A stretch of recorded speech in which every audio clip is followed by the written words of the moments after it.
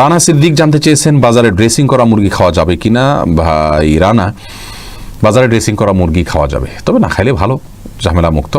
অনেক ওলামা ইকরাম নিষেধ করেন, এই জন্য তারা বলেন যে পানিতে চুবানো হয় ড্রেসিং করার জন্য, সেই পানিটাতে যখন চুবানো হয় নাড়ি বুড়ি যদি ভিতরে থাকে, তাহলে সিদ্ধ গরম পানিতে ওইটা চুবানো হলে ওই নাপাক যেগুলো নাড়ি বুড়িতে আছে, পায়খানা ইত্যাদি, সেগুলো গোশতের সাথে মিশে যেতে পারে, এই জন্য নিষেধ করেন। আসলে এত অল্প সময়ের জন্য যে চুবানো হয় কয়েক সেকেন্ডের জন্য, এত অল্প সময়ের মধ্যে ওই নাপাকই এটা গোশত পর্যন্ত পৌঁছায় না, যার কারণে গোশতের মধ্যে কোনো দুর্গন্ধ আমরা দেখি না, স্বাদটাও নাপাকের আসে না, কোনো আলামতও আসে না, যার কারণে এটাকে আমরা হারাম মনে করি না। তারপরেও যেহেতু আমাদের ইখতিলাফ আছে, মতপার্থক্য আছে, যদি এটা অ্যাভয়েড করা যায়, বিকল্প পন্থায় করা যায়, সেটা বেশি ভালো। অর্থাৎ নাড়ি বুড়ি ফেলে দিয়ে তারপরে ফ্রেশ পানিতে চুবাই ড্রেসিং করলেন, তাহলে কোনো সমস্যা নেই। গুলশান আশা আপনি জানতে চেয়েছেন নবী সাল্লাল্লাহু আলাইহি সাল্লামকে মৃত বলা কি গুনাহ। বোন গুলশান, রাসূল করিম সাল্লাল্লাহু আলাইহি সাল্লামকে মৃত বলা এটা গুনাহ নয়। আল্লাহ সুবহানাহু ওয়া তাআলা নিজেই বলেছেন ইন্নাকা মাইয়িতুন ওয়া ইন্নাহুম মাইয়িতুন। ইন্নাকা মাইয়িত এর অর্থ হলো হে রাসূল, নিশ্চয়ই আপনি মাইয়িত। মাইয়িত মানে কি? মৃত বা মরণশীল। তো নবী সাল্লাল্লাহু আলাইহি সাল্লামকে আল্লাহ সুবহানাহু ওয়া তাআলা যদি মরণশীল বলতে পারেন, মাইয়িত বলতে পারেন, তো আমরা মৃত বলতে অসুবিধা কোথায়? হ্যাঁ, আম্বিয়া আলাইহিমুস সালাতু ওয়াস সালাম তারা আলমে বারজাখে বিশেষ হায়াত উপভোগ করেন, যেটা একেবারে আমাদের মতো স্বাভাবিক জীবন যাপন করা বা স্বাভাবিক জীবন আপনার কি বলে স্বাভাবিকভাবে আমরা যে জীবন যাপন করি দুনিয়াতে, সেরকম জীবন যাপন না, একটা বিশেষ হায়াত তারা উপভোগ করেন। সেই অর্থে আপনার বলা যেতে পারে তারা একটা বিশেষ হায়াত ভোগ করছেন, কিন্তু মৃত বলা যাবে না, ব্যাপারটি সেরকম না। আল্লাহ নিজেই বলেছেন, তাহলে কেন আপনি বলতে পারবেন না? আর তাছাড়া তারা মৃত্যুবরণ করেছেন, অতএব তাদেরকে মৃত্যুবরণ না করলে আমরা কবরের নিচে কেন রেখে দিলাম? এরপরে প্রশ্ন হলো ফারুক তিতাস, আপনি জানতেছেন মাসনুন দোয়া আয়াতুল কুরসি, তিনকুল ইত্যাদি পাঠ করলে আউযুবিল্লাহি বিসমিল্লাহ না পড়লে গুনাহ হবে কিনা? ভাই ফারুক, মাসনুন দোয়ার শুরুতে আউযুবিল্লাহি বিসমিল্লাহ পড়ার দরকার নেই, কারণ দোয়াগুলোই হলো আল্লাহর জিকির। সরাসরি আউযুবিল্লাহি বিসমিল্লাহ বলার উদ্দেশ্য আল্লাহর জিকির করা। তাছাড়া কোরআন হাদিসে কোথাও আমাদেরকে দোয়াগুলোর আগে বিসমিল্লাহ পড়ার কথা বলা হয়নি, আউযুবিল্লাহর কথা বলা হয়নি। আল্লাহ সুবহানাহু ওয়া তাআলা এরকম নির্দেশ করেন, রাসূল সাল্লাল্লাহু আলাইহি ওয়াসাল্লাম করেননি। কোরআনের ব্যাপারে শুধু বলা হয়েছে, আল্লাহ সুবহানাহু ওয়া তাআলা বলেছেন ওয়াইদা ক্রাআতাল কুরআন ফাস্তাইজ বিল্লাহি মিনাশ শাইতানির রাজিম, যখন কোরআন পড়বে তখন আউযুবিল্লাহি মিনাশ শাইতানির রাজিম পড়ে নেবে।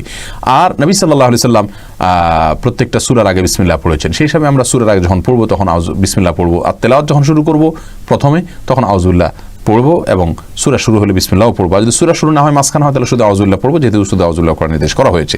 কিন্তু জিকির আজকার শুরুতে আউযুবিল্লাহ বিসমিল্লাহ পড়ার কথা বলা হয়নি, দুরূদের শুরুতে বলা হয়নি, বিধায় আমরা সেগুলো পড়বো না।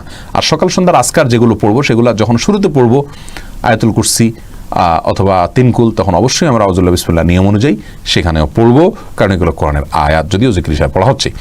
এরপরে বোন ইসরাত জাহান, আপনি জানতে চেয়েছেন মেয়েরা কি এসপি হতে পারবে, মানে চাকরি করতে পারবে কিনা? বোন ইসরাত, আমি আপনাকে একাডেমিক কথা বলবো যে পর্দাপোশিদার সাথে মেয়েদের জন্য এসপি হওয়া প্রায় অসম্ভব। যদি অসম্ভব হয় তাহলে আমরা বলবো এটা করা যাবে না। আপনি পর্দা মেনটেন করে নিজের দিন রক্ষা করা আপনার জন্য ফরজে আইন। এরপরে আপনি ইসলামের যদি কোনো খেদমত করতে পারেন এসপি হয়ে, তাহলে সেটা হলো সেকেন্ডারি কাজ, কিন্তু আপনার প্রাইমারি কাজ হলো আপনার নিজেকে রক্ষা করতে হবে গুনাহ থেকে। আল্লাহ বলেছেন কু আনফুসাকুম ওয়া আহলিকুম নারা, আগে নিজেকে বাঁচাও জাহান্নাম থেকে, এরপরে পরিবারকে বা অন্যদেরকে। অতএব আপনি নিজে এসপি হতে গিয়ে যদি আপনি পর্দাপোশিদা মতো চলতে না পারেন, আপনাকে বিশেষ ড্রেস পরতে হয়, এবং সেক্ষেত্রে আপনি আপনার শরীরের অঙ্গ প্রত্যঙ্গগুলো দৃষ্টিকটুভাবে আপনার প্রকাশিত হয়, এবং আপনি অন্যদের সাথে কাজ করতে গিয়ে, আপনার দায়িত্ব পালন করতে গিয়ে এই সমস্ত বিষয়ের মুখোমুখি হন, তাহলে এটা জায়েজ হবে না। ইসলামী শরিয়া মেয়েদের এবং ছেলেদের কাজের ক্ষেত্রে বেশ কিছু নীতিমালা দিয়েছে, এটা আমাদের কল্যাণার্থেই দিয়েছে। প্রিয় দর্শক, এটাকে আজকের বিশ্ব হয়তো মোটেও আমলে নেয় না বা গ্রহণ করে না, কিন্তু আমি একজন মুসলিম হিসাবে আমাকে এগুলো খেয়াল করতে হবে। আল্লাহ তাআলা আমাদেরকে সেই তৌফিক দান করুন। এরপরে প্রশ্ন আমি দেখতে পাচ্ছি সুরাইয়া দিবা, আপনি জানতে চেয়েছেন দোয়া ইউনুস খতমের সময় কি প্রত্যেকবার বিসমিল্লাহ পড়তে হয় কিনা?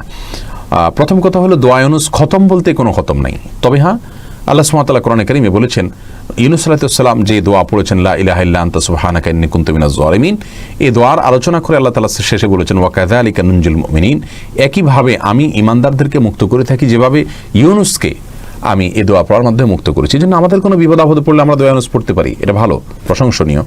কিন্তু এটার খতম বলতে নির্দিষ্ট কোনো সংখ্যা, এত 1000 বার, 70,000 বার, 1 লাখ, 1.25 লাখ এরকম কোনো সংখ্যা নির্দিষ্ট করা এটা উচিত নয়, কারণ ইসলামী শরিয়া কোথাও এটাকে নির্দিষ্ট করা হয়নি।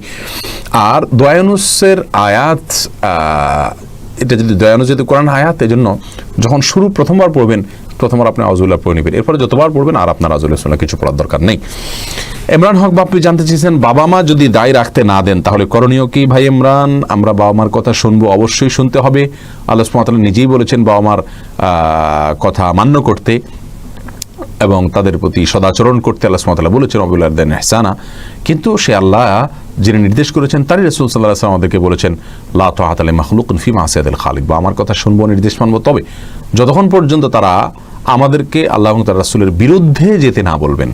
তারা যদি আল্লাহ এবং তার রাসূলের বিরুদ্ধে যেতে বলেন তখন আর আমরা বাবা মার কথা শুনবো না, কারণ আমাদের সৃষ্টিকর্তা যিনি আমাদেরকে সৃষ্টি করেছেন তার অবদান বাবা মার চাইতে অনেক বেশি। বাবা মা তো আমাদের সৃষ্টিকর্তা নন, বিধায় ইসলামী শরিয়ার সুস্পষ্ট কোনো বিধানের বিরুদ্ধে কোনো অন্যায় করতে যদি বাবা মা নির্দেশ করেন তাহলে সেটা মানা যাবে না।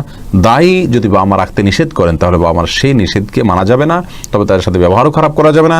অত্যন্ত বিনয়ের সাথে নিজের আদর্শের জায়গা থেকে একজন ঈমানদার হিসাবে দায়ী রাখার অপরিহার্যতা আর জায়গাটা তাদেরকে পরিষ্কার করে বোঝানোর চেষ্টা করতে হবে। আল্লাহ তৌফিক দান করুন। এরপরে প্রশ্ন করছেন বোন মাহবুবা তাজরিন, আপনি জানতে চাইছেন ওষুধ কোম্পানির গিফট নেওয়া জায়েজ আছে কিনা। আমি ডাক্তার। বোন মাহবুবা, খুবই জটিল এই প্রশ্নটি, আমরা এর আগে বারবার উত্তর দিয়েছি। ওষুধ কোম্পানি ডাক্তারদেরকে বিভিন্ন রকমের গিফট দিয়ে থাকেন, এগুলো আসলে উৎকোচ হিসাবে দেওয়া হয়ে থাকে, আমরা জানি। আর উৎকোচ হিসাবে এগুলো গ্রহণ করা জায়েজ নেই।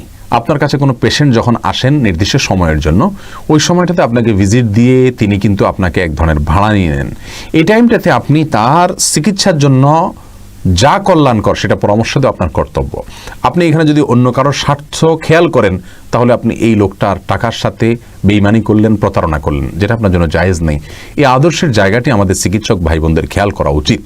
ওষুধ কোম্পানিগুলো যে সমস্ত গিফট ইত্যাদি দিয়ে থাকে, এগুলো দেওয়ার একটা বড় উদ্দেশ্যই থাকে তাদের ওষুধগুলো আপনি যাতে সাজেস্ট করেন বা লেখেন, এবং তারা দাঁড়িয়ে দাঁড়িয়ে বাইরে চেকও করে অনেক সময়, এবং ডাক্তাররা এগুলো করেও থাকেন আমাদের সমাজ বাস্তবতা আমরা জানি। অতএব এই সমস্ত কারণে সমস্ত গিফটকে অ্যাভয়েড করা এটা হলো একজন ইমানদার, একজন মুত্তাকি ডাক্তারের জন্য কর্তব্য। তবে কোনো গিফট যদি এমন হয়, কোনো ওষুধ স্যাম্পল হিসাবে দিল, সেটা শুধুমাত্র আপনার ওই ওষুধ নতুন আসছে বা ওষুধ সম্পর্কে ধারণা নেওয়ার জন্য বা ওইটার আপডেট কোনো ভার্সন আছে সেজন্য আপনার কাছে পৌঁছাইছে, তাহলে ওই স্যাম্পলটা আপনি নিতে পারবেন, এটা ঠিক আছে। কিন্তু এর বাইরে যদি কোনো স্যাম্পল আপনাকে দেওয়া হয় উৎকোচ হিসাবে ওষুধ, তাদের ওষুধগুলো সাজেস্ট করার জন্য, তাহলে এটা আপনার জন্য নেওয়া জায়েজ হবে না। কেন জায়েজ হবে না? কারণ আপনি তাদের এই ঔষধ নিয়ে বা তাদের গিফট নিয়ে তাদের পক্ষে আপনি লিখবেন, যেটা লিখতে গিয়ে হয়তো ওই রোগীর স্বার্থ রক্ষা নাও হতে পারে।